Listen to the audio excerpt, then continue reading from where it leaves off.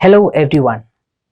In this video lecture, we are going to talk about the actual relation between Kāvyaśāstra and Kāvya. From its beginning in the 7th century CE till around the 17th century, Kāvyaśāstra tradition clearly exercised a considerable influence upon the production of Kāvya in what Pollock calls Sanskrit cosmopolis. Mastering Kāvyaśāstra was considered an essential prerequisite for an aspiring poet. Dandin's observation regarding the importance of education in Kāvyaśāstra is a representative case in this regard.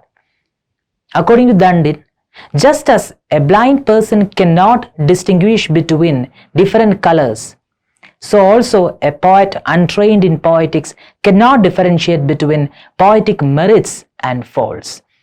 He goes on to say that even if a poet is not naturally endowed with poetic genius, she or he can master the art of poetry simply by learning and practicing Kāvyaśāstra.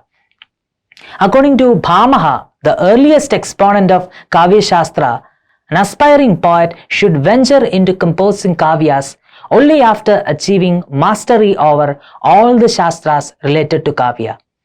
Vamana holds that a poet should understand the gunas or poetic merits and doshas or poetic faults of Kāvya by getting educated in Kāvyaśāstra. And even if a person is endowed with poetic talent by birth, he or she should definitely undergo training in poetics. In his Kāvya Mīmāmsa, Rajashekhara emphasizes the importance of education in Kāvyaśāstra by saying that the prior knowledge of Shastra is essential for a fuller appreciation of Kāvya. According to him, just as nothing is visible in the dark without the aid of light, so also no poet can create without the knowledge of Shastra. All these observations attest to the fact that mastery over Kāvyaśāstra was as important as pratibha or inborn genius for a person to become a Kavi. These observations show that mastering Kāvyaśāstra was essential for a person aspiring to become a poet.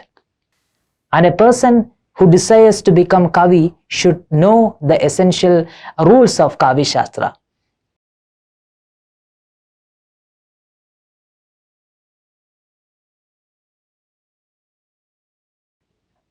Now, the next point that we need to address is the place in which Sanskrit Kāvyaśāstra was being produced.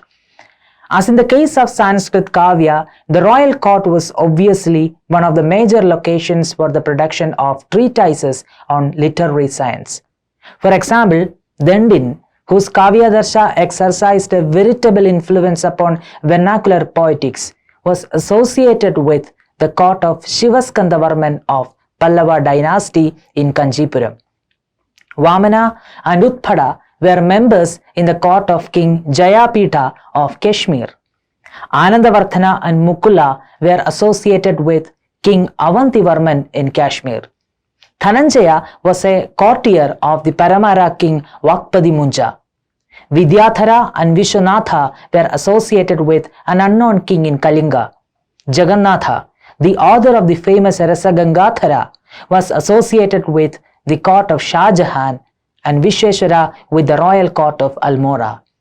Bhoja, the author of the voluminous Sringara Prakasha and Saraswati Kandabharana, himself was a king who ruled the city of Dhara in today's Madhya Pradesh.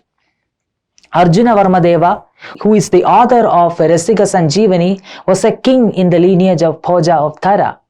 Singhabhupala, the author of Rasarnava Sudhagara, was also a king in a small country in today's Andhra Pradesh.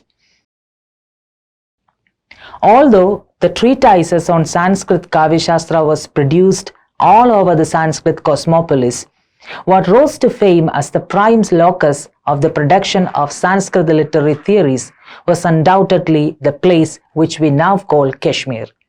A few names that mark the prominence of Kashmir in the intellectual history of Sanskrit Kāvyaśāstra include Bhāmaha, Vamana, Utpada, Anandavarthana, Rudrada, Pradhiharenduraja, Mukula Bhatta, Kundaga, Bhattatauta, Mammata, Mahima Bhatta, Abhinavagupta, Tilaka, Ruyaga, and so on.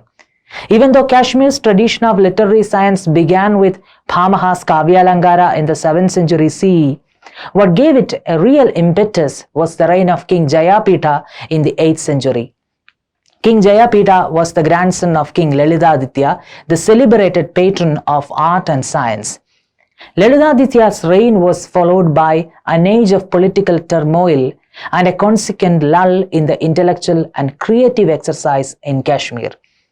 Jayapitha, who wished to restore his grandfather's era of glory, generously funded both intellectuals and creative writers.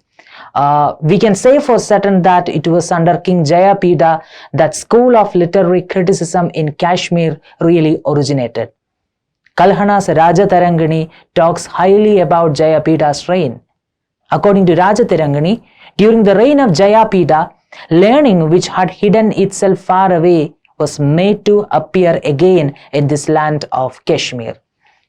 The two major literary theoreticians in the court of King Jayapitha were Utpada and Vamana.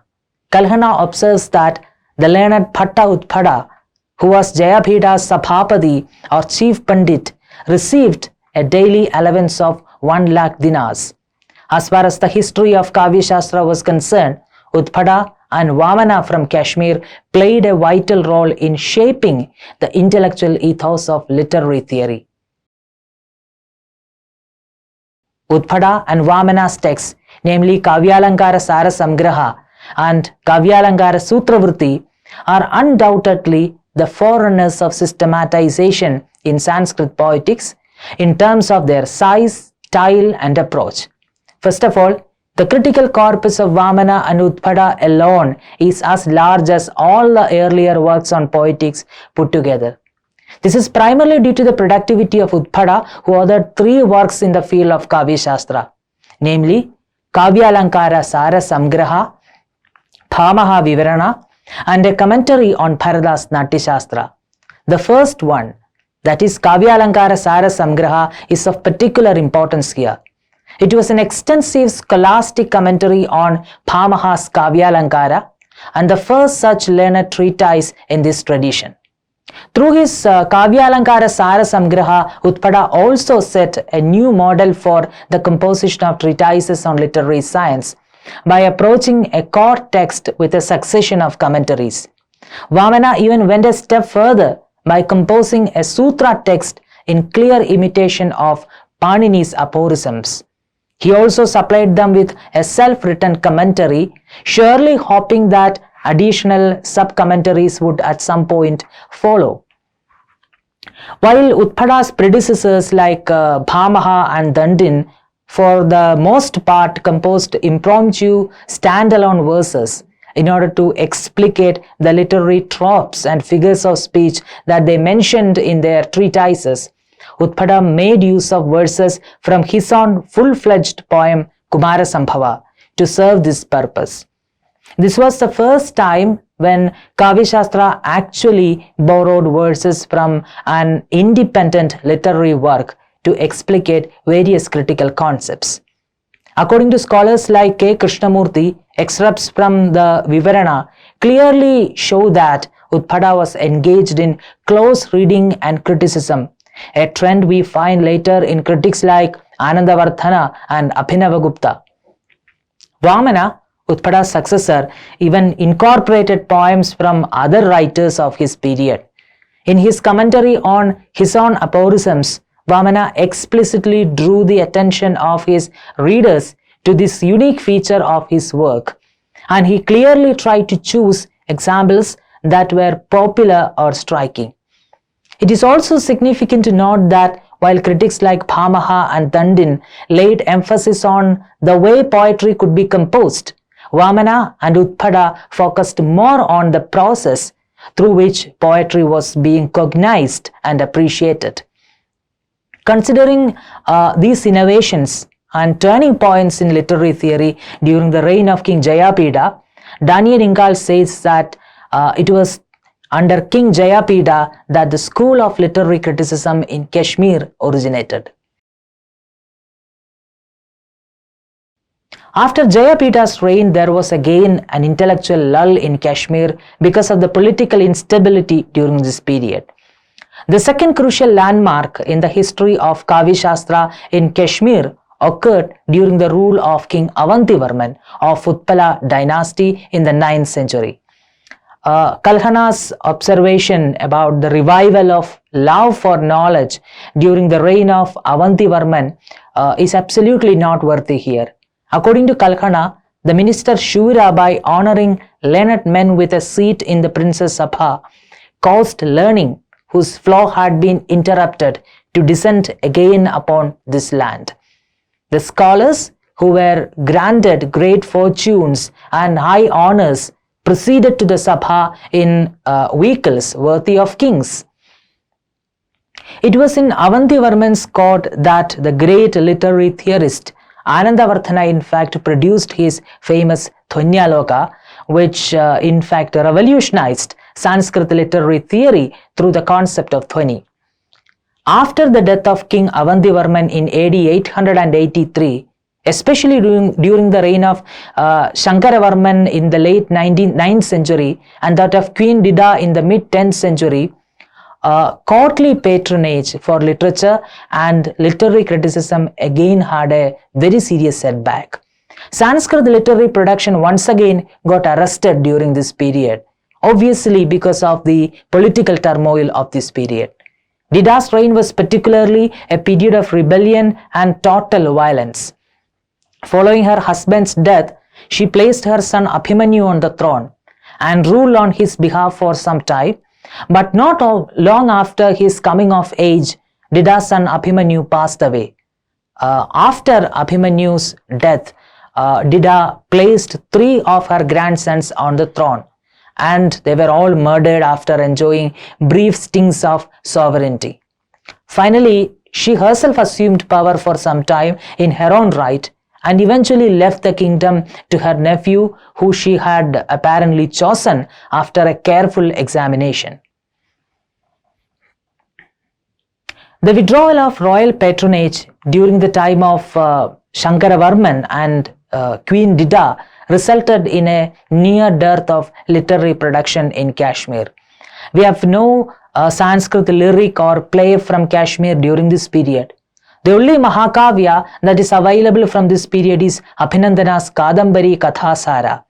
However, the tradition of Sanskrit scholarship, especially Shaiva philosophy and Kāvyaśāstra, continued to flourish chiefly because of the Brahmins living in the capital or on the tax-free grants of land. They made sure that their sons were trained in grammar and other scholarly disciplines in Sanskrit. So we have a lot of texts on Sanskrit literary theory from both the 10th and 11th centuries, such as Bhattanayaka's Hridaya Darpana, Dhananjaya's Dasharupaka, Bhattadauda's Kāvya Kautuka, Kuntaka's Vakrokti Jivida, Abhinavagupta's Abhinava Bharati, Mahima Bhatta's Vyakti Viveka, and Mammada's Kāvya Prakasha. Of all these texts, Mammada's Kāvya Prakasha deserves a special mention here because of a large number of commentaries it invited from both his contemporaries and successors. These numerous commentaries bear testimony to the popularity that Kāvyaśāstra enjoyed in Sanskrit literary circle. Bhaskara opines that there are almost 1,000 commentaries on Kāvya Prakasha, and among them his is the best one. In his commentary on Kāvya Prakasha, Bhimasena Dikshita opines that although several commentaries on Kāvyaśāstra are available these days, none of them are as good as his.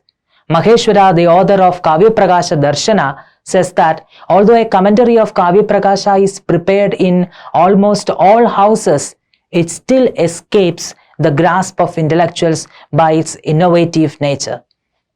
Among the numerous commentaries on Kāvya Prakasha, some of the important ones include Kāvya Prakāša-saṃgraha of Ruyaka, Manikya-chandra, Someshwara and Srihara Thakura, Balachittanuranjini of Narahari and Saraswati Tirtha, Kāvya Prakasha Deepika of Jayanta Bhatta, Sahitya Deepika of Chandidasa, Kāvya Prakasha Darshana of Vishweshwara and Maheshwara, and Kāvya Prakasha Tikka of Kumarila Bhatta. Kāvyāprakāsa was mostly a reformulation of the ideas already discussed in detail by other literary theoreticians. So it's still a matter of wonder as to what element in Kāvyāprakāsa endeared it so much to scholars. One possible reason could be that its textbookish nature, comprehensively collating almost all the ideas from preceding scholars, might have helped both the preceptors and disciples of Sanskrit literary science to have a bird's eye view of all the major lessons of Kāvyaśāstra. In the 12th century CE, under Harsha's reign, Sanskrit learning in Kashmir again faced a serious crisis from which it could never survive. After the 12th century, no new literary theory was produced in Kashmir, and the last major Kāvyaśāstra text to be circulated outside of Kashmir was Alaṅkāra-Ratnakara of Shobhakara-Mitra from the end of the 12th century. The 12th century CE is often considered the end point of the early phase of Kāvyaśāstra on two grounds. First of all, it marks the end of Kashmir's prominence as the center of Sanskrit learning in general and Kāvyaśāstra tradition in particular. And secondly, the post-12th century phase is characterized by the dwindling of Sanskrit monopoly as the only language of science and literature, and the emergence of vernacular literary tradition. The corpus of writings that Sanskrit Kāvyaśāstra tradition produced during the entire span of the early phase, starting from 7 CE to 12th century CE, can be broadly classified into 8 schools, such as Alankara, Riti, Guna, Dosha, Dhvani, Vakrokti, Anumana, and Aujitya.